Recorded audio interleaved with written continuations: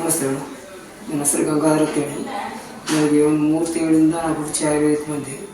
ಬರೋಕ್ಕಿಂತ ಮುಂಚೆ 320, 340, 60 ಹೀಗೆ ಶುಗರ್ ತೋರಿಸ್ತಾ ಇತ್ತು ಮೇಡಮ್. ಊಟ ಹಾಕಿದ ಮೊದಲು 200, ಊಟ ಆದಮೇಲೆ 350ರಿಂದ 400ವರೆಗೆ ತೋರಿಸ್ತಾ ಇತ್ತು. ಅದು ಶುಗರಿಂದ ನಮಗೆ ಕಾಲಲ್ಲಿ ಕ್ರ್ಯಾಕ್ ಆಗಿ ಬ್ಲಡ್ ಎಲ್ಲ ಬರ್ತಾಯಿತ್ತು ಮೇಡಮ್.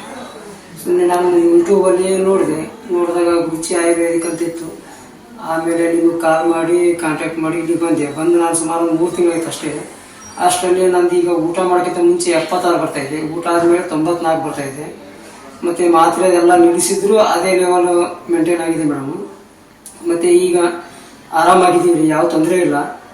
ಯಾರಾದರೂ ಶುಗರ್ದವ್ರಿದ್ದರೆ ಗುರುಚಿಗೆ ಒಂದ್ಸಲ ಭೇಟಿ ಕೊಟ್ಟರೆ ಖಂಡಿತ ವಾಸಿ ಆಗೋದು ಅಂತ ನಾನು ಹೇಳ್ತೀನಿ ಮೇಡಮ್.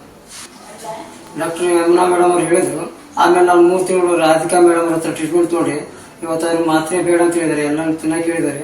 ಅವ್ರಿಗೆಲ್ಲ ಧನ್ಯವಾದಗಳು ಅರ್ಪಿಸ್ತೀನಿ.